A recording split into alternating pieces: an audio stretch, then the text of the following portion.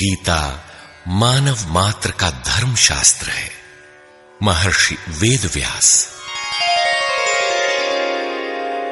श्री कृष्णकालीन महर्षि वेदव्यास से पूर्व कोई भी शास्त्र पुस्तक के रूप में उपलब्ध नहीं था। श्रुत ज्ञान की इस परंपरा को तोड़ते हुए उन्होंने 4 वेद, ब्रह्मसूत्र, महाभारत, भागवत एवं गीता जैसे ग्रंथों में पूर्व संचित भौतिक एवं आध्यात्मिक ज्ञान राशि को संकलित कर अंत में स्वयं ही निर्णय दिया कि गीता सुगीता कर्तव्या किमन्यै शास्त्र विस्तरे या स्वयं पद्मनाभस्य मुखपद्माद विनिसृता। भीष्म पर्व। गीता भली प्रकार मनन करके हृदय में धारण करने योग्य है, जो पद्मनाभ भगवान के श्रीमुख से निःसृत वाणी है। फिर अन्य शास्त्रों के संग्रह की क्या आवश्यकता। मानव सृष्टि के आदि में भगवान श्री कृष्ण के श्रीमुख से निःसृत अविनाशी योग अर्थात श्रीमद् भगवद गीता, जिसकी विस्तृत व्याख्या वेद और उपनिषद है, विस्मृति आ जाने पर उसी आदि शास्त्र को भगवान श्री कृष्ण ने अर्जुन के प्रति पुनः प्रकाशित किया, जिसकी यथावत व्याख्या यथार्थ गीता है। एकम शास्त्रम देवकी पुत्र गीतम एको देवो देवकी पुत्रेव एको मंत्र तस्य नामानि यानि कर्माप्येकम तस्य देवस्य सेवा। गीता महात्म्य। अर्थात एक ही शास्त्र है जो देवकी पुत्र भगवान ने श्रीमुख से गायन किया। गीता एक ही प्राप्त करने योग्य देव है। उस गायन में जो सत्य बताया, आत्मा सिवाय आत्मा के कुछ भी शाश्वत नहीं है। उस गायन में उन महायोगेश्वर ने क्या जपने के लिए कहा। ओम। अर्जुन, ओम अक्षय परमात्मा का नाम है, उसका जप कर और ध्यान मेरा धर। एक ही कर्म है।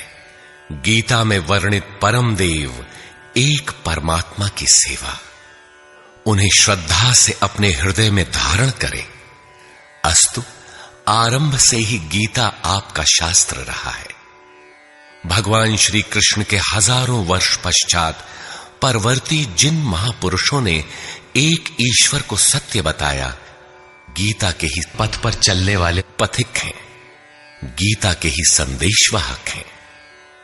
ईश्वर से ही लौकिक एवं पारलौकिक सुखों की कामना, ईश्वर से डरना, अन्य किसी को ईश्वर न मानना, यहां तक तो सभी महापुरुषों ने बताया। किंतु ईश्वरीय साधना, ईश्वर तक की दूरी तय करना, ये केवल गीता में ही सांगोपांग क्रमबद्ध सुरक्षित है। गीता से सुख शांति तो मिलती ही है, ये अक्षय अनामय पद भी देती है। देखिए श्रीमद् भगवद गीता की टीका, यथार्थ गीता।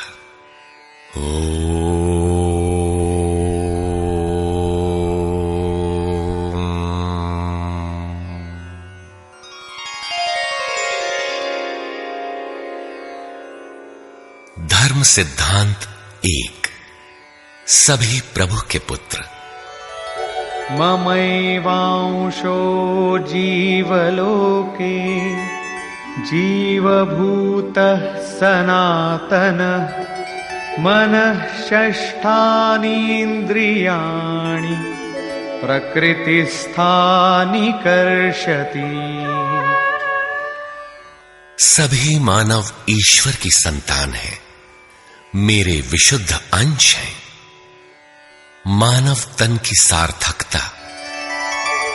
किम पुनर्ब्राह्मणा पुण्या भक्ता राजर्षयस्तथा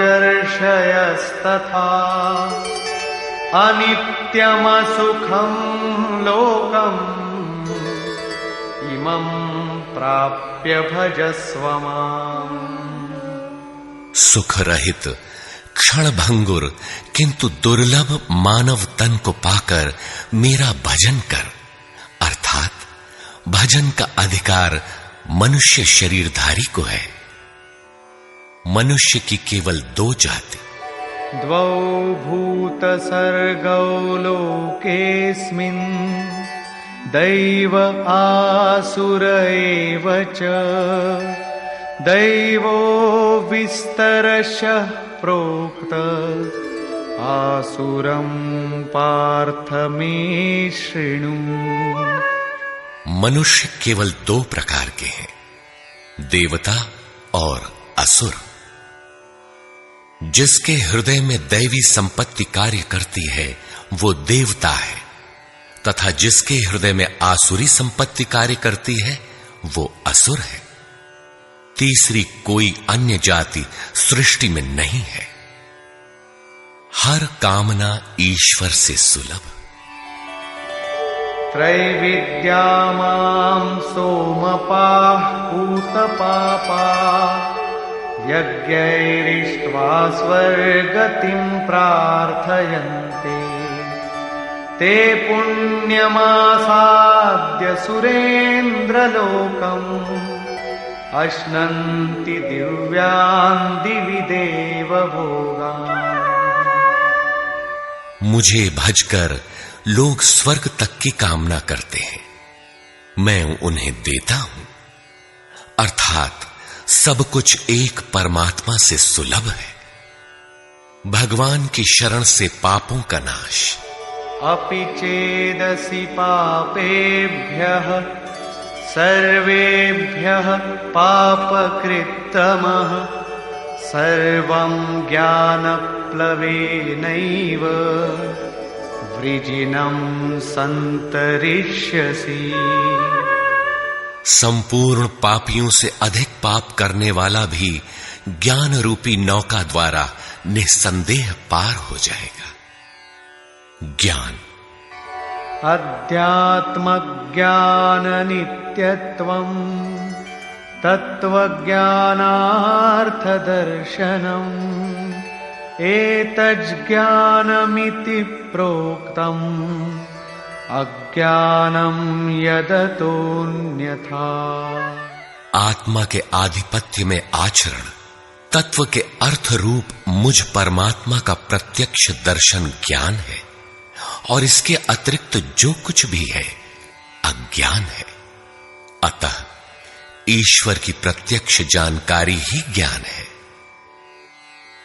भजन का अधिकार सबको। अपि चेत् सुदुराचारो भजते मामनन्यभाक् साधुरेव समन्तव्यः सम्यग् व्यवसितो हि सः।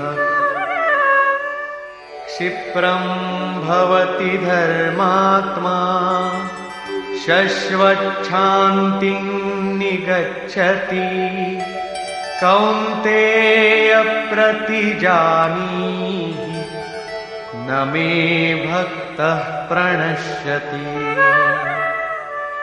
अत्यंत दुराचारी भी मेरा भजन करके शीघ्र ही धर्मात्मा हो जाता है एवं सदा रहने वाली शाश्वत शांति को प्राप्त कर लेता है। अतः धर्मात्मा वो है जो एक परमात्मा के प्रति समर्पित है, और भजन करने का अधिकार दुराचारी तक को है। भगवत पथ में बीज का नाश नहीं। नेहाभिक्रमनाशोऽस्ति प्रत्यवायो न विद्यते स्वल्पमप्यस्य धर्मस्य त्रायते महतो भयात्। धर्म अर्थात आत्मदर्शन की क्रिया का स्वल्प आचरण भी जन्म मरण के महान भय से उद्धार करने वाला होता है। धर्म अपरिवर्तनशील है। ईश्वर का निवास। ईश्वरः सर्वभूतानां हृद्देशेऽर्जुन तिष्ठति भ्रामयन् सर्वभूतानि यन्त्रारूढानि मायया। ईश्वर सभी भूत प्राणियों के हृदय में रहता है, तो शरण किसकी जाएं? तमेव शरणं गच्छ सर्वभावेन भारत तत्प्रसादात् परां शान्तिं स्थानं प्राप्स्यसि शाश्वतम्। संपूर्ण भाव से उस हृदयस्थ एक परमात्मा की शरण में जाओ, जिसकी कृपा से तू परम शांति शाश्वत परम धाम को प्राप्त होगा। यज्ञ। सर्वाणि इन्द्रियकर्माणि प्राणकर्माणि चापरे आत्मसंयमयोगाग्नौ जुह्वति ज्ञानदीपिते। संपूर्ण इंद्रियों के व्यापार को, मन की चेष्टाओं को ज्ञान से प्रकाशित हुई आत्मा में संयम रूपी योगाग्नि में हवन करते हैं। अपाने जुह्वति प्राणं प्राणे पानं तथा परे प्राणापानगतिरुद्ध्वा प्राणायाम परायणा। बहुत से योगी श्वास को प्रश्वास में हवन करते हैं और बहुत से प्रश्वास को श्वास में। इससे उन्नत अवस्था होने पर अन्य श्वास प्रश्वास की गति रोककर प्राणायाम परायण हो जाते हैं। इस प्रकार योग साधना की विधि विशेष का नाम यज्ञ है। उस यज्ञ को कार्य रूप देना कर्म है। कर्म। एवं बहुविधा यज्ञा वितता ब्रह्मणो मुखे कर्मजान् विद्धितान् सर्वान् एवं ज्ञात्वा विमोक्ष्यसे। इस प्रकार बहुत से यज्ञ जैसे श्वास का प्रश्वास में हवन, प्रश्वास का श्वास में हवन, श्वास प्रश्वास का निरोध कर प्राणायाम के परायण होना इत्यादि यज्ञ जिस आचरण से पूर्ण होता है, उस आचरण का नाम कर्म है। कर्म माने आराधना, कर्म माने चिंतन।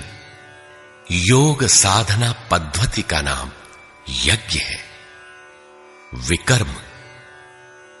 विकर्म का अर्थ विकल्प शून्य कर्म है। प्राप्ति के पश्चात महापुरुषों के कर्म विकल्प शून्य होते हैं। आत्मस्थित, आत्मतृप्त, आप्त काम महापुरुषों को न तो कर्म करने से कोई लाभ है और न छोड़ने से कोई हानि ही है। फिर भी वे पीछे वालों के हित के लिए कर्म करते हैं। ऐसा कर्म विकल्प शून्य है, विशुद्ध है, और यही कर्म विकर्म कहलाता है। यज्ञ करने का अधिकार। यज्ञशिष्टामृत भुजो यान्ति ब्रह्म सनातनम् नायं लोकोऽस्त्य यज्ञस्य कुतोऽन्यः कुरु सत्तम। यज्ञ न करने वालों को दोबारा मनुष्य शरीर भी नहीं मिलता। अर्थात यज्ञ करने का अधिकार उन सब को है जिन्हें मनुष्य शरीर मिला है। ईश्वर देखा जा सकता है।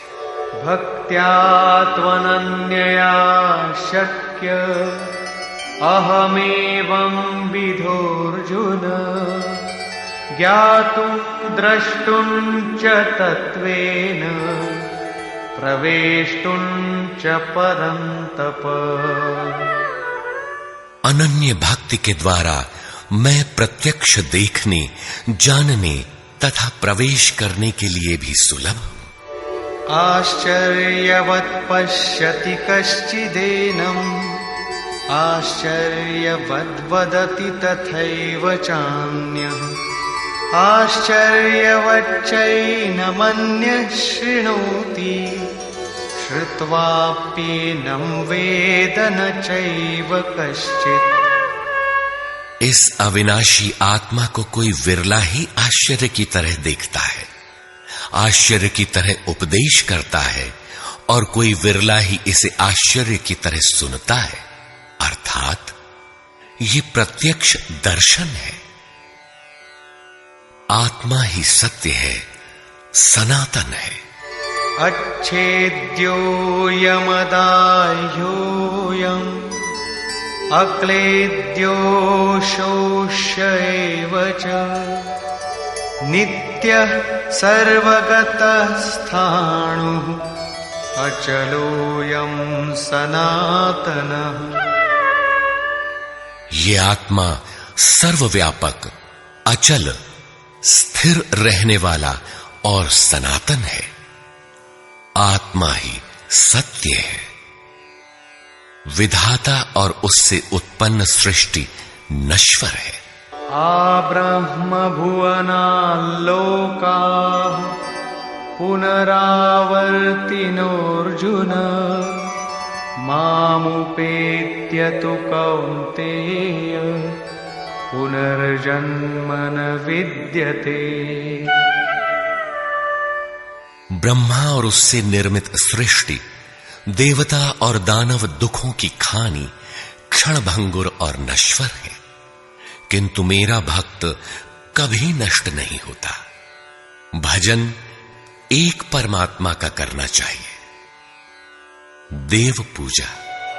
कामैस्तैस्तैर्हृतज्ञानाः प्रपद्यन्तेऽन्यदेवताः, तन्तन्नियममास्थाय प्रकृत्या नियताः स्वया। कामनाओं से जिनकी बुद्धि आक्रांत है, ऐसे मूढ़ बुद्धि ही परमात्मा के अतिरिक्त अन्य देवताओं की पूजा करते हैं। येऽप्यन्यदेवता भक्ता यजन्ते श्रद्धयान्विताः, तेऽपि मामेव कौन्तेय यजन्त्यविधिपूर्वकम्। देवताओं को पूजने वाला मेरी ही पूजा करता है, किंतु वह पूजन अविधि पूर्वक है, इसलिए नष्ट हो जाता है। यजन्ते सात्विका देवान् यक्षरक्षांसि राजसाः, प्रेतान् भूतगणांश्चान्ये यजन्ते तामसा जनाः। अर्जुन, शास्त्र विधि को त्याग कर भजने वाले सात्विक श्रद्धा वाले देवताओं को, राजस पुरुष यक्ष राक्षसों को और तामस पुरुष भूत प्रेतों को पूजते हैं, किंतु कर्षयन्तः शरीरस्थं भूतग्राममचेतसः, मां चैवान्तः शरीरस्थं तान् विद्यासुरनिश्चयान्। वे शरीर रूप से स्थित भूत समुदाय और अंतर्यामी रूप में स्थित मुझ परमात्मा को कृश करने वाले हैं। उनको तू असुर जान। अर्थात देवताओं को पूजने वाले भी आसुरी वृत्ति के अंतर्गत हैं। अधम। तानहं द्विषतः क्रूरान् संसारेषु नराधमान्, क्षिपाम्यजस्रमशुभान् आसुरीष्वेव योनिषु। जो यज्ञ की नियत विधि छोड़ कल्पित विधियों से यजन करते हैं, वे ही क्रूर कर्मी, पापाचारी तथा मनुष्यों में अधम है, अन्य कोई अधम नहीं है। नियत विधि क्या है? ओमित्येकाक्षरं ब्रह्म व्याहरन् मामनुस्मरन् यः प्रयाति त्यजन् देहं स याति परमां गतिम्। ओम, जो अक्षय ब्रह्म का परिचायक है, उसका जप तथा मुझ एक परमात्मा का स्मरण, तत्वदर्शी महापुरुष के संरक्षण में ध्यान। शास्त्र इति गुह्यतमं शास्त्रम् इदमुक्तं मया नघ एतद्बुद्ध्वा बुद्धिमान् स्यात् कृतकृत्यश्च भारत। इस प्रकार यह अति गोपनीय शास्त्र मेरे द्वारा कहा गया। इसे तत्व से जानकर मनुष्य पूर्ण ज्ञाता तथा कृतार्थ हो जाता है। अतः योगेश्वर श्री कृष्ण की यह वाणी स्वयं में पूर्ण शास्त्र है।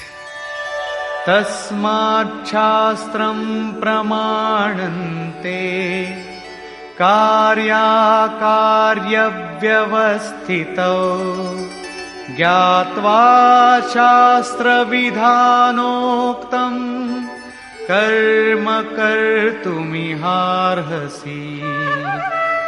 कर्तव्य और अकर्तव्य के निर्धारण में शास्त्र ही प्रमाण है। अतः गीता में निर्धारित विधि से आचरण करें।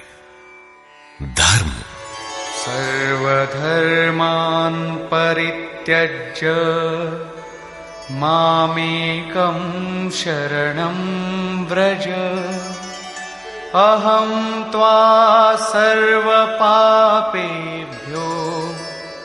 मोक्षयिष्यामि मा शुचः। धार्मिक उथल पुथल को छोड़ एकमात्र मेरी शरण हो जा, अर्थात एक भगवान के प्रति पूर्ण समर्पण ही धर्म का मूल है। उस प्रभु को पाने की नियत विधि का आचरण ही धर्माचरण है, और जो उसे करता है वो अत्यंत पापी भी शीघ्र धर्मात्मा हो जाता है। धर्म प्राप्त कहां से करें? ब्रह्मणो हि प्रतिष्ठाहम् अमृतस्याव्ययस्य च शाश्वतस्य च धर्मस्य सुखस्यैकान्तिकस्य च। उस अविनाशी ब्रह्म का, अमृत का, शाश्वत धर्म का और अखंड एक रस आनंद का मैं ही आश्रय हूं, अर्थात परमात्म स्थित सद्गुरु ही इन सब का आश्रय है। नोट: विश्व के सारे धर्मों की सत्य धारा एक ईश्वर गीता का ही प्रसारण है।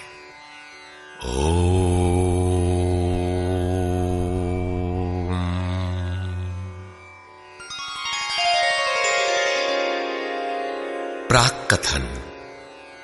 वस्तुतः गीता पर टीका लिखने की अब कोई आवश्यकता प्रतीत नहीं होती, क्योंकि इस पर सहस्त्रों टीकाएं लिखी जा चुकी हैं, जिनमें 50 तो केवल संस्कृत में ही हैं।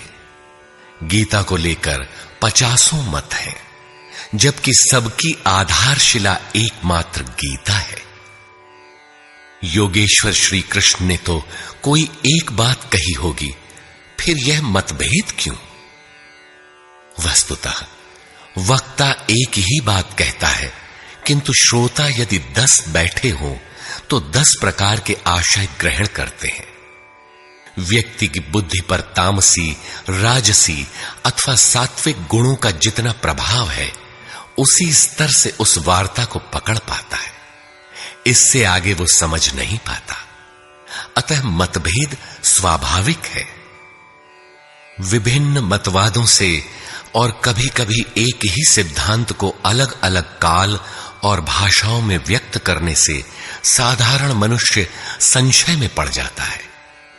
बहुत सी टीकाओं के बीच वह सत्य धारा भी प्रवाहित है, किंतु शुद्ध अर्थ वाली एक टीका हजारों टीकाओं के बीच रख दी जाए तो उनमें यह पहचानना कठिन हो जाता है कि यथार्थ कौन है। वर्तमान काल में गीता की बहुत सी टीकाएं हो गई हैं। सभी अपनी अपनी सत्यता का उद्घोष करती हैं, किंतु गीता के शुद्ध अर्थ से वे बहुत दूर हैं। निस्संदेह कुछ महापुरुषों ने सत्य का स्पर्श भी किया, किंतु कतिपय कारणों से वे उसे समाज के समक्ष प्रस्तुत न कर सके। श्री कृष्ण के आशय को हृदयंगम न कर पाने का मूल कारण है कि वे एक योगी थे। श्री कृष्ण जिस स्तर की बात करते हैं, क्रमशः चलकर उसी स्तर पर खड़ा होने वाला कोई महापुरुष ही अक्षरशः बता सकेगा कि श्री कृष्ण ने जिस समय गीता का उपदेश दिया था, उस समय उनके मनोगत भाव क्या थे। मनोगत समस्त भाव कहने में नहीं आते। कुछ तो कहने में आ पाते हैं, कुछ भाव भंगिमा से व्यक्त होते हैं, और शेष पर्याप्त क्रियात्मक हैं, जिन्हें कोई पथिक चलकर ही जान सकता है। जिस स्तर पर श्री कृष्ण थे, क्रमशः चलकर उसी अवस्था को प्राप्त महापुरुष ही जानता है कि गीता क्या कहती है। वह गीता की पंक्तियां ही नहीं दोहराता, बल्कि उनके भावों को भी दर्शा देता है, क्योंकि जो दृश्य श्री कृष्ण के सामने था, वही उस वर्तमान महापुरुष के समक्ष भी है। इसलिए वो देखता है, दिखा देगा, आप में जागृत भी कर देगा, उस पथ पर चला भी देगा। पूज्य श्री परमहंस जी महाराज भी उसी स्तर के महापुरुष थे। उनकी वाणी तथा अंतः प्रेरणा से मुझे गीता का जो अर्थ मिला, उसी का संकलन यथार्थ गीता है। इसमें मेरा अपना कुछ भी नहीं है। यह क्रियात्मक है। साधन अपनाने वाले प्रत्येक पुरुष को इसी परिधि से गुजरना होगा। जब तक वो इससे अलग है, तब तक स्पष्ट है कि वो साधन नहीं करता, किसी न किसी प्रकार की लकीर अवश्य पीटता है। अतः किसी महापुरुष की शरण ले। श्री कृष्ण ने किसी अन्य सत्य को नहीं बताया, बल्कि कहा, ऋषिभिर बहुधा गीतम। ऋषियों ने अनेकों बार जिसका गायन किया है, वही कहने जा रहा हूं। उन्होंने यह नहीं कहा कि उस ज्ञान को केवल मैं ही जानता हूं या मैं ही बताऊंगा, बल्कि कहा, किसी तत्वदर्शी के पास जाओ, निष्कपट भाव से सेवा करके उस ज्ञान को प्राप्त करो। श्री कृष्ण ने महापुरुषों द्वारा शोधित सत्य को ही उद्घाटित किया है। गीता सुबोध संस्कृत में है। यदि अन्वयार्थ ही लें तो गीता का अधिकांश आप स्वयं हृदयंगम कर सकेंगे, किंतु आप ज्यों का त्यों अर्थ नहीं लेते। उदाहरण के लिए श्री कृष्ण ने स्पष्ट कहा कि यज्ञ की प्रक्रिया ही कर्म है, फिर भी आप कहते हैं कि खेती करना कर्म है। यज्ञ को स्पष्ट करते हुए उन्होंने बताया कि यज्ञ में बहुत से योगी जन प्राण में अपान को हवन करते हैं, बहुत से अपान में प्राण को हवन करते हैं, बहुत से योगी प्राण अपान दोनों को रोककर प्राणायाम परायण हो जाते हैं, बहुत से योगी इंद्रियों की संपूर्ण प्रवृत्तियों को संयमाग्नि में हवन करते हैं। इस प्रकार श्वास प्रश्वास का चिंतन यज्ञ है। मन सहित इंद्रियों का संयम यज्ञ है। शास्त्रकार ने स्वयं यज्ञ बताया, फिर भी आप कहते हैं कि विष्णु के निमित्त स्वाहा बोलना, अग्नि में जौ तिल घी का हवन करना यज्ञ है। उन योगेश्वर ने ऐसा एक शब्द भी नहीं कहा। क्या कारण है कि आप समझ नहीं पाते? बाल की खाल निकालकर रटने पर भी क्यों वाक्य विन्यास ही आपके हाथ लगता है? आप अपने को यथार्थ जानकारी से शून्य ही क्यों पाते हैं? वस्तुतः मनुष्य जन्म लेकर क्रमशः बड़ा होता है तो पैतृक संपत्ति, घर, दुकान, जमीन जायदाद, पद प्रतिष्ठा, गाय भैंस, यंत्र उपकरण इत्यादि उसे विरासत में मिलती है। ठीक इसी प्रकार उसे कुछ रूढ़ियां, परंपराएं, पूजा पद्धतियां भी विरासत में मिल जाती हैं। 33 करोड़ देवी देवता तो भारत में बहुत पहले गिने गए थे। विश्व में उनके अनगिनत रूप हैं। शिशु ज्यों-ज्यों बड़ा होता है, अपने माता पिता, भाई बहन, पास पड़ोस में इनकी पूजा देखता है। परिवार में प्रचलित पूजा पद्धतियों की अमिट छाप उसके मस्तिष्क पर पड़ जाती है। देवी की पूजा मिली तो जीवन भर देवी देवी रटता है। परिवार में भूत पूजा मिली तो भूत भूत रटता है। कोई शिव तो कोई कृष्ण तो कोई कुछ पकड़े ही रहता है। उन्हें वो छोड़ नहीं सकता। ऐसे भ्रांत पुरुष को गीता जैसा कल्याणकारी शास्त्र मिल भी जाए तो वो उसे नहीं समझ सकता। पैतृक संपदा को कदाचित वो छोड़ भी सकता है, किंतु इन रूढ़ियों और मजहबी पचड़ों को नहीं मिटा सकता। पैतृक संपत्ति को हटाकर आप हजारों मील दूर जा सकते हैं, किंतु दिल दिमाग में अंकित ये रूढ़िगत विचार वहां भी आपका पिंड नहीं छोड़ते। आप सिर काटकर अलग तो नहीं रख सकते। अतः आप यथार्थ शास्त्र को भी उन्हीं रूढ़ियों, रीति रिवाजों, मान्यताओं और पूजा पद्धतियों के अनुरूप ढाल कर देखना चाहते हैं। यदि उनके अनुरूप बात ढलती है, वार्ता का क्रम बैठता है, तो आप उसे सही मानते हैं, और नहीं ढलती तो गलत मानते हैं। इसीलिए आप गीता का रहस्य नहीं देख पाते। गीता का रहस्य रहस्य ही बनकर रह जाता है। इसके वास्तविक पारखी संत अथवा सद्गुरु हैं। वही बता सकते हैं कि गीता क्या कहती है। सब नहीं जान सकते। सबके लिए सुलभ उपाय यही है कि इसे किसी महापुरुष के सानिध्य में समझें, जिसके लिए श्री कृष्ण ने बल दिया है।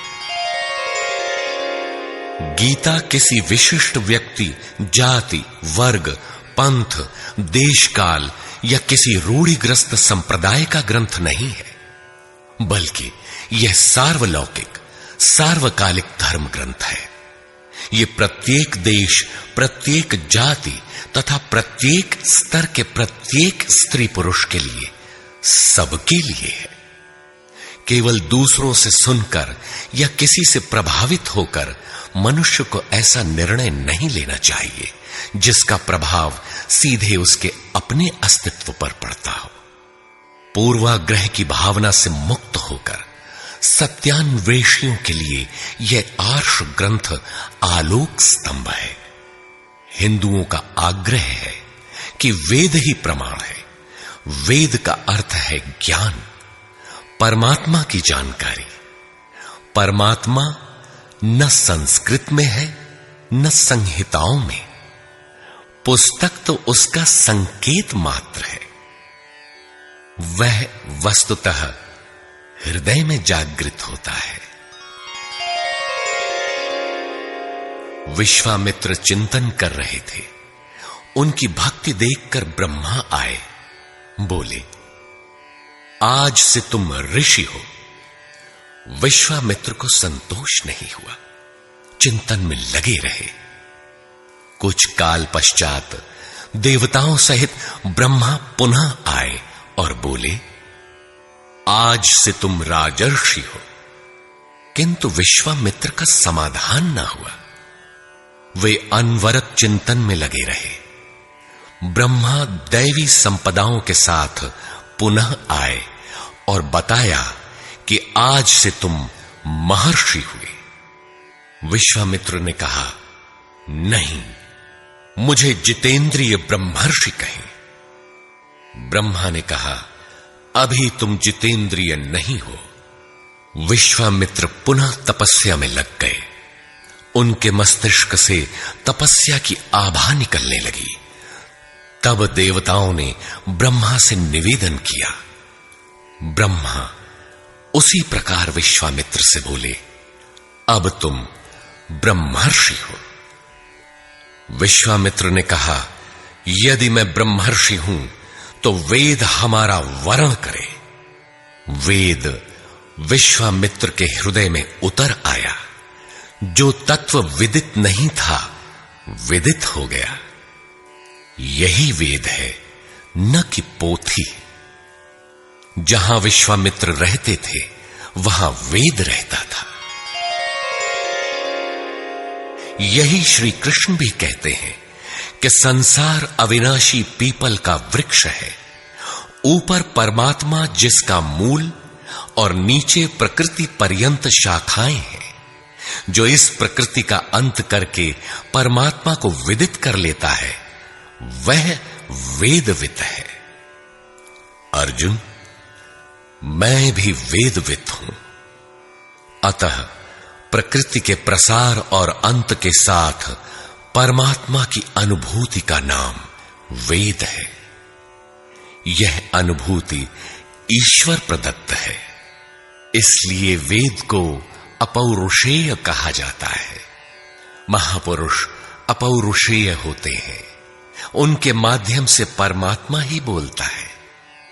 वे परमात्मा के संदेश प्रसारक अर्थात ट्रांसमीटर हो जाते हैं। केवल शब्द ज्ञान के आधार पर उनकी वाणी में निहित यथार्थ को परखा नहीं जा सकता।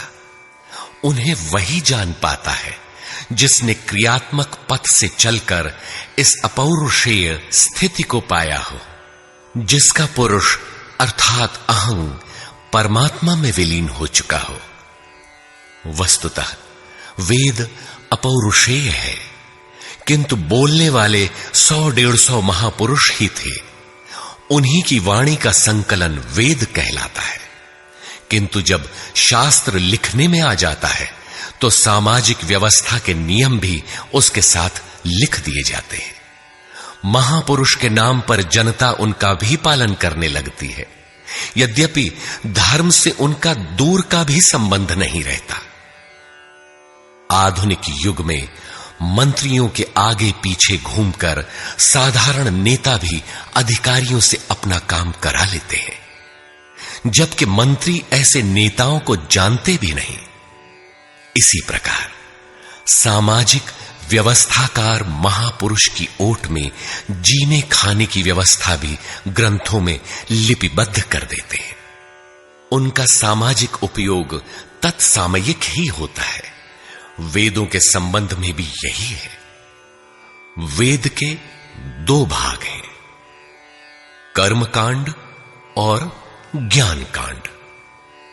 कर्मकांड समाज शास्त्र है, जैसे वास्तुशास्त्र, आयुर्वेद, धनुर्वेद, गंधर्व वेद इत्यादि। ज्ञान कांड उपनिषद है। उनका भी मूल योगेश्वर श्री कृष्ण की प्रथम वाणी गीता है। सारांशत गीता अपौरुषेय परमात्मा से समुद्भूत उपनिषद सुधा का सार सर्वस्व है। इसी प्रकार प्रत्येक महापुरुष जो परम तत्व को प्राप्त कर लेता है, स्वयं में धर्म ग्रंथ है। उसकी वाणी का संकलन विश्व में कहीं भी हो, शास्त्र कहलाता है। किंतु कतिपय धर्मावलंबियों का यह कथन है कि जितना कुरान में लिखा है उतना ही सच है। अब कुरान नहीं उतरेगा। ईसा मसीह पर विश्वास किए बिना स्वर्ग नहीं मिल सकता। वह ईश्वर का इकलौता बेटा था। अब ऐसा महापुरुष नहीं हो सकता। उनकी रूढ़िवादिता है। यदि उसी तत्व को साक्षात कर लिया जाए तो वही बात फिर होगी। गीता सार्वभौम है। धर्म के नाम पर प्रचलित विश्व के समस्त धर्म ग्रंथों में गीता का स्थान अद्वितीय है। यह स्वयं में धर्मशास्त्र ही नहीं बल्कि अन्य धर्म ग्रंथों में निहित सत्य का मानदंड भी है। गीता वह कसौटी है जिस पर प्रत्येक धर्म ग्रंथ में अनुस्यूत सत्य अनावृत हो उठता है।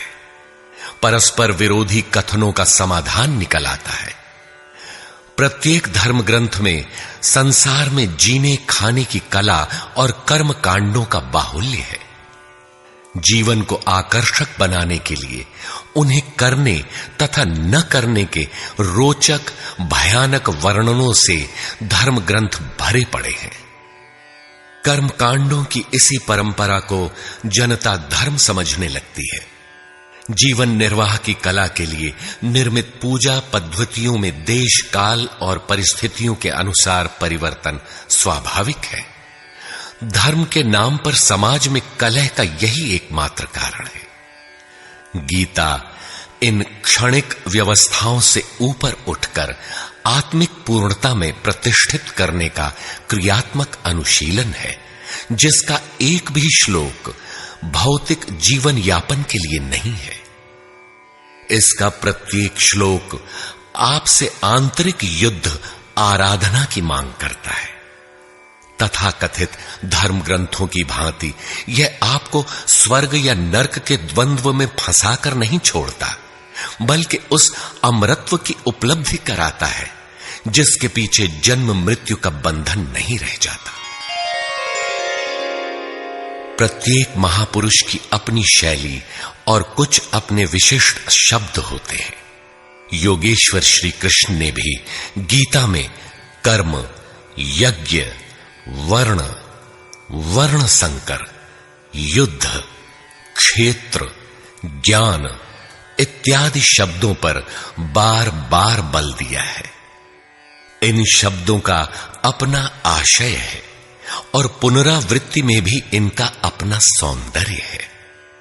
हिंदी रूपांतरण में इन शब्दों को उसी आशय में लिया गया है तथा आवश्यक स्थलों की व्याख्या भी की गई है। गीता के आकर्षण निम्नलिखित प्रश्न हैं, जिनका आशय आधुनिक समाज खो चुका है। वे इस प्रकार हैं जिन्हें यथार्थ गीता में आप पाएंगे। श्री कृष्ण एक योगेश्वर थे। सत्य, आत्मा ही सत्य है।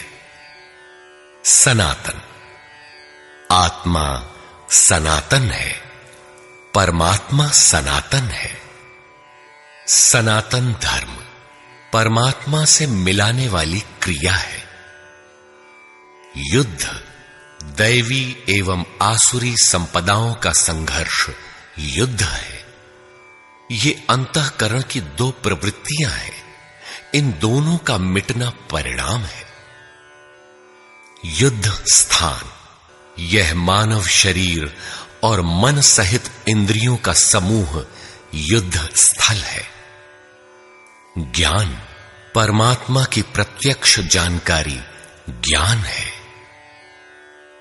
योग, संसार के संयोग वियोग से रहित अव्यक्त ब्रह्म के मिलन का नाम योग है। ज्ञान योग, आराधना ही कर्म है। अपने पर निर्भर होकर कर्म में प्रवृत्त होना ज्ञान योग है। निष्काम कर्म योग, इष्ट पर निर्भर होकर समर्पण के साथ कर्म में प्रवृत्त होना निष्काम कर्म योग है। श्री कृष्ण ने किस सत्य को बताया? श्री कृष्ण ने उसी सत्य को बताया जिसको तत्वदर्शियों ने पहले देख लिया था और आगे भी देखेंगे। यज्ञ साधना की विधि विशेष का नाम यज्ञ है। कर्म यज्ञ को कार्य रूप देना ही कर्म है। वर्ण आराधना की एक ही विधि जिसका नाम कर्म है, जिसको 4 श्रेणियों में बांटा है, वही 4 वर्ण है। ये एक ही साधक का ऊंचा नीचा स्तर है, न कि जाति। वर्ण संकर परमात्म पथ से च्युत होना, साधन में भ्रम उत्पन्न हो जाना वर्ण संकर है। मनुष्य की श्रेणी अंतःकरण के स्वभाव के अनुसार मनुष्य 2 प्रकार का होता है, एक देवताओं जैसा, दूसरा असुरों जैसा। यही मनुष्य की 2 जातियां हैं जो स्वभाव द्वारा निर्धारित हैं, और यह स्वभाव घटता बढ़ता रहता है। देवता हृदय देश में परम देव परमात्मा का देवत्व अर्जित कराने वाले गुणों का समूह है। वाह्य देवताओं की पूजा कामनाओं से जिनकी बुद्धि आक्रांत है, ऐसे अविवेकी और मूढ़ बुद्धि की देन है। वे मेरे ही पुजारी हैं, किंतु अविधि पूर्वक है। अवतार व्यक्ति के हृदय में होता है, बाहर नहीं। विराट दर्शन योगी के हृदय में ईश्वर के द्वारा दी गई अनुभूति है। भगवान साधक में दृष्टि बनकर खड़े हों तभी दिखाई पड़ते हैं। पूजनीय देव इष्ट एकमात्र परात्पर ब्रह्म ही पूजनीय देव है। उसे खोजने का स्थान हृदय देश है। उसकी प्राप्ति का स्रोत उसी अव्यक्त स्वरूप में स्थित प्राप्ति वाले महापुरुष के द्वारा है। अब इनमें से योगेश्वर श्री कृष्ण का स्वरूप समझने के लिए अध्याय 3 तक आपको पढ़ना होगा, और अध्याय 13 तक आप स्पष्ट समझने लगेंगे कि श्री कृष्ण योगी थे। अध्याय 2 से ही सत्य निखर जाएगा। सनातन और सत्य एक दूसरे के पूरक हैं। ये अध्याय 2 से ही स्पष्ट होगा, वैसे पूर्ति पर्यंत चलेगा। युद्ध अध्याय 4 तक स्पष्ट होने लगेगा। 11 तक संशय निर्मूल हो जाएगा। वैसे अध्याय 16 तक देखना चाहिए। युद्ध स्थल के लिए अध्याय 13 बार बार देखें। ज्ञान अध्याय 4 से स्पष्ट होगा तथा अध्याय 13 में भली प्रकार समझ में आएगा कि प्रत्यक्ष दर्शन का नाम ज्ञान है। योग अध्याय 6 तक आप समझ सकेंगे। वैसे पूर्ति पर्यंत योग के विभिन्न अंशों की परिभाषा है। ज्ञान योग अध्याय 3 से 6 तक स्पष्ट हो जाएगा। आगे देखने की कोई विशेष आवश्यकता नहीं है। निष्काम कर्म योग अध्याय 2 से आरंभ होकर पूर्ति पर्यंत है। यज्ञ आप अध्याय 3 से 4 तक पढ़ें, स्पष्ट हो जाएगा। कर्म का नाम अध्याय 2/39 में प्रथम बार लिया गया है। इसी श्लोक से अध्याय 4 तक पढ़ लें तो स्पष्ट हो जाएगा कि कर्म का अर्थ आराधना भजन क्यों है। अध्याय 16 और 17 यह विचार स्थिर कर देता है कि यही सत्य है। वर्ण संकर अध्याय 3 में और अवतार अध्याय 4 में स्पष्ट हो जाएगा। वर्ण व्यवस्था के लिए अध्याय 18 देखना होगा। वैसे संकेत अध्याय 3 और 4 में भी है। मनुष्य की देवासुर जातियों के लिए अध्याय 16 द्रष्टव्य है। विराट दर्शन अध्याय 10 से 11 तक स्पष्ट हो गया है। अध्याय 7, 9 और 15 में भी इस पर प्रकाश डाला गया है। अध्याय 7, 9 और 17 में बाह्य देवताओं की अस्तित्वहीनता स्पष्ट हो जाती है। परमात्मा के पूजन की स्थली हृदय देश ही है, जिसमें ध्यान, श्वास प्रश्वास के चिंतन इत्यादि की क्रियाएं जो एकांत में बैठकर की जाती हैं। अध्याय 3, 4, 6 और 18 में स्पष्ट है। बहुत सोचने विचारने से क्या प्रयोजन है? यदि अध्याय 6 तक ही अध्ययन कर लें तो भी यथार्थ गीता का मूल आशय आपकी समझ में आ जाएगा। गीता जीविका संग्राम का साधन नहीं, अपितु जीवन संग्राम में शाश्वत विजय का क्रियात्मक प्रशिक्षण है। इसलिए युद्ध ग्रंथ है जो वास्तविक विजय दिलाता है। किंतु गीतोक्त युद्ध तलवार, धनुष, वाण, गदा और फरसे से लड़ा जाने वाला सांसारिक युद्ध नहीं है और न इन युद्धों में शाश्वत विजय निहित है।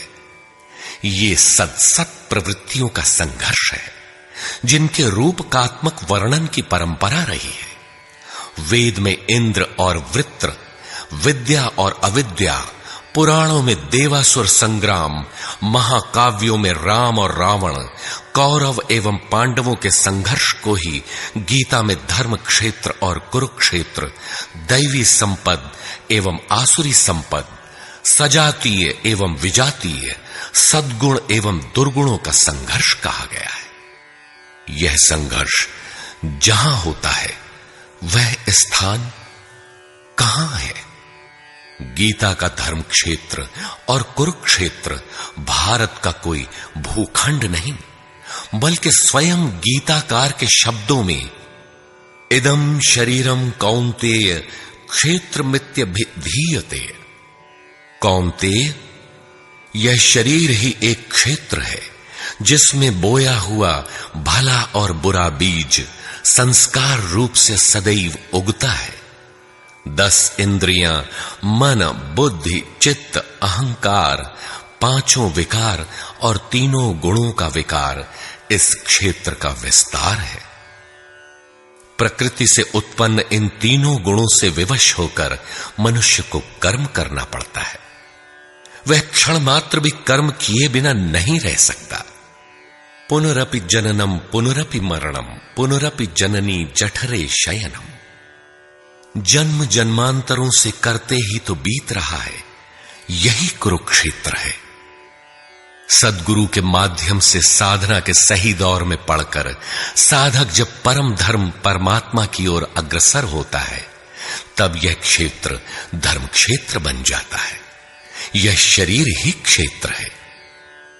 इसी शरीर के अंतराल में अंतःकरण की 2 प्रवृत्तियां पुरातन हैं, दैवी संपद और आसुरी संपद। दैवी संपद में है पुण्य रूपी पांडु और कर्तव्य रूपी कुंती।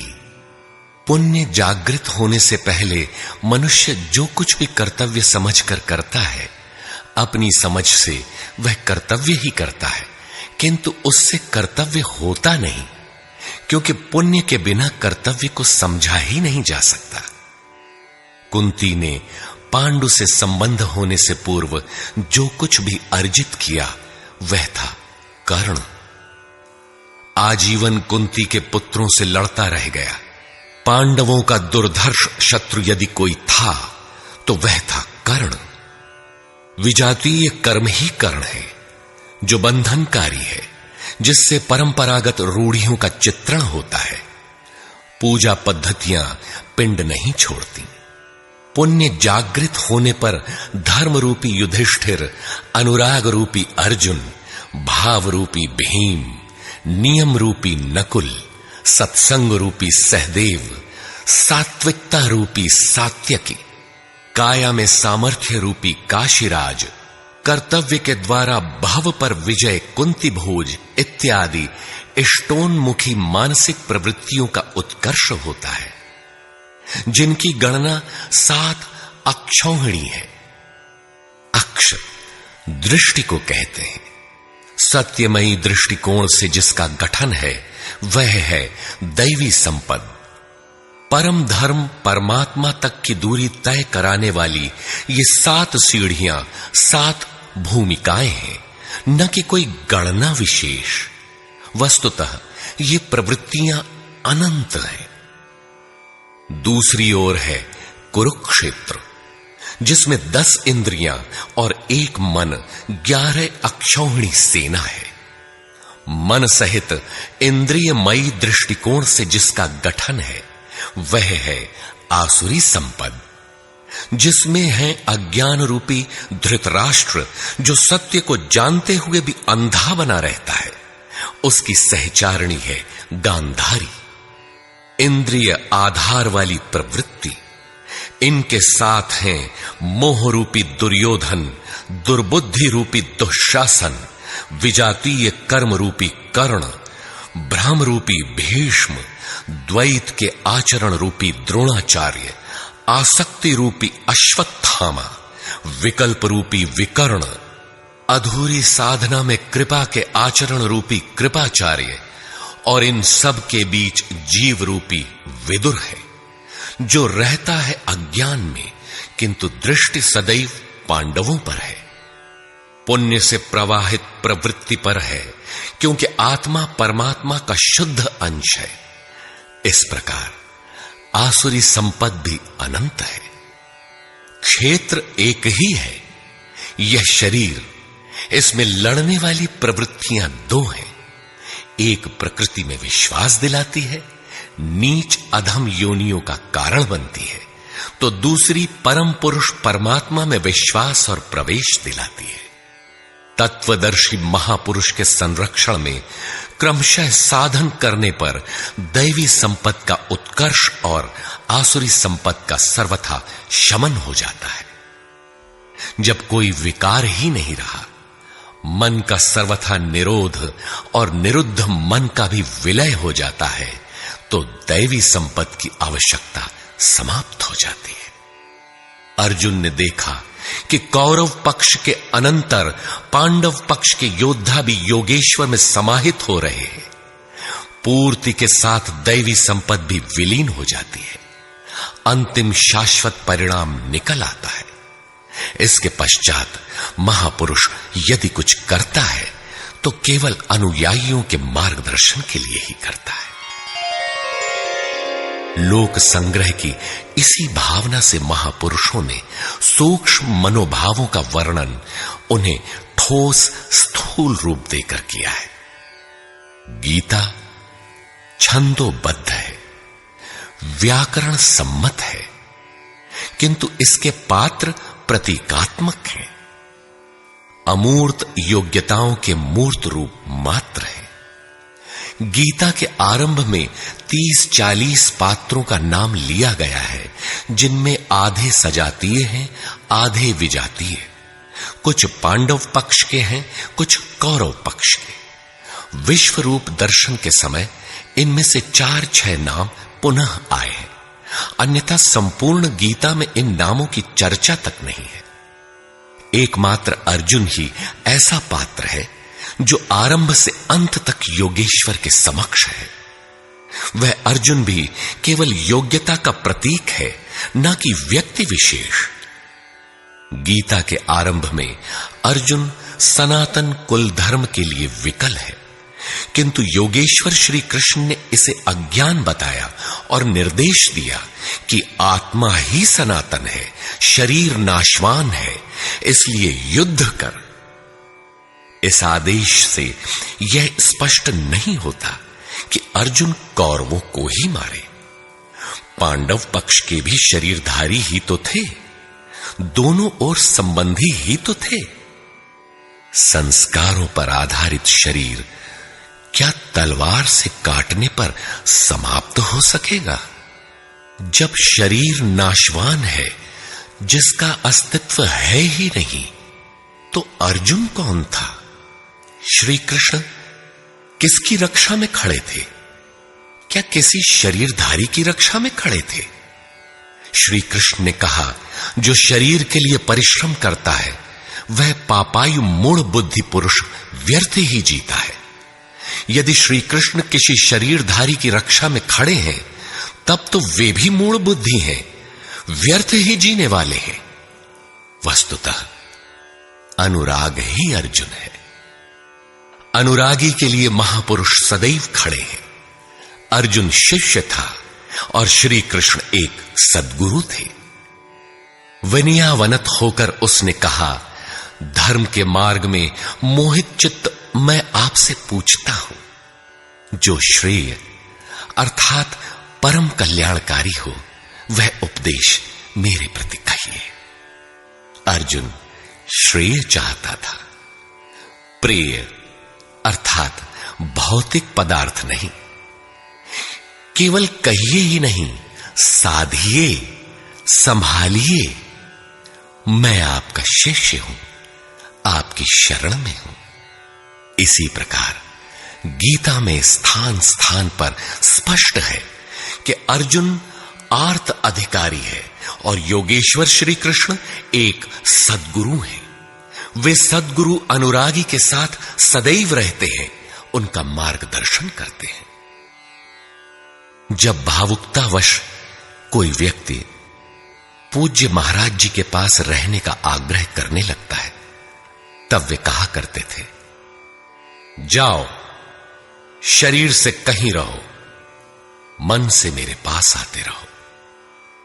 प्रातः सायं राम शिव ओम किसी 1, 2, 2.5 अक्षर के नाम का जाप करो और मेरे स्वरूप का हृदय में ध्यान धरो। 1 मिनट भी स्वरूप पकड़ लोगे तो जिसका नाम भजन है वो मैं तुम्हें दूंगा। इससे अधिक पकड़ने लगोगे तो हृदय से रथी बनकर सदैव तुम्हारे साथ रहूंगा। जब सुरत पकड़ में आ जाती है तो इसके बाद महापुरुष इतना ही पास में रहते हैं जितना हाथ, पांव, नाक, कान इत्यादि आपके पास है। आप हजारों किलोमीटर दूर क्यों ना हो, वह सदैव समीप है। मन में विचारों के उठने से भी पहले वे मार्गदर्शन करने लग जाते हैं।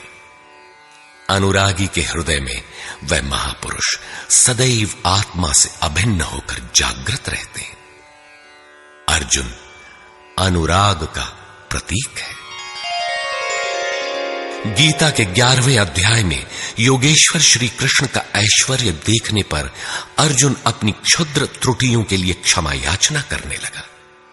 श्री कृष्ण ने क्षमा किया और याचना के अनुरूप सौम्य स्वरूप में आकर कहा, अर्जुन, मेरे स्वरूप को न पहले किसी ने देखा है और न भविष्य में कोई देख सकेगा। तब तो गीता हम लोगों के लिए व्यर्थ है, क्योंकि उस दर्शन की योग्यताएं अर्जुन तक सीमित रह गईं। जबकि उसी समय संजय देख रहा था। पहले भी उन्होंने कहा, बहुत से योगी जन ज्ञान रूपी तप से पवित्र होकर मेरे साक्षात स्वरूप को प्राप्त कर चुके हैं। अंततः वे महापुरुष कहना क्या चाहते हैं? वस्तुतः अनुराग ही अर्जुन है, जो आपके हृदय की भावना विशेष है। अनुराग विहीन पुरुष न कभी पूर्व में देख सका है और न ही अनुराग विहीन पुरुष भविष्य में कभी देख सकेगा। मिले ही न रघुपति बिनु अनुरागा, किए जोग तब ज्ञान बिरागा।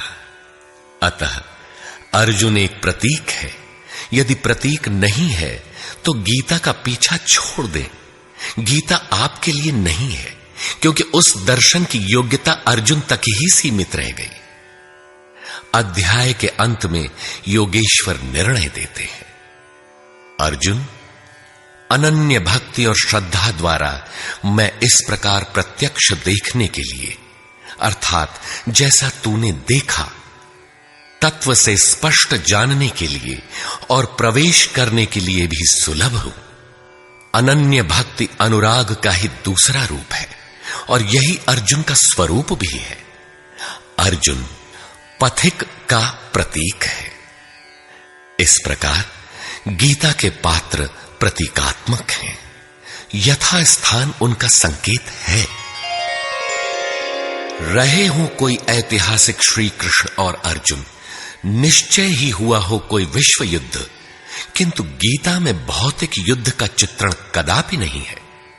उस ऐतिहासिक युद्ध के मुहाने पर घबराया तो था अर्जुन, न कि सेना। सेना तो लड़ने को तैयार खड़ी थी। क्या गीता का उपदेश देकर श्री कृष्ण ने सव्यसाची अर्जुन को सेना की योग्यता का बनाया? वस्तुतः साधन लिखने में नहीं आता, सब कुछ पढ़ लेने के बाद भी चलना शेष ही रहता है।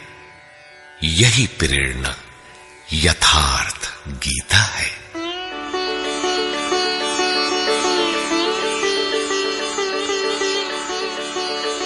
सद्गुरु कृपाश्रयी जगत बंधु स्वामी अड़गड़ानंद जी। श्री गुरु पूर्णिमा 24 जुलाई 1983 ईस्वी।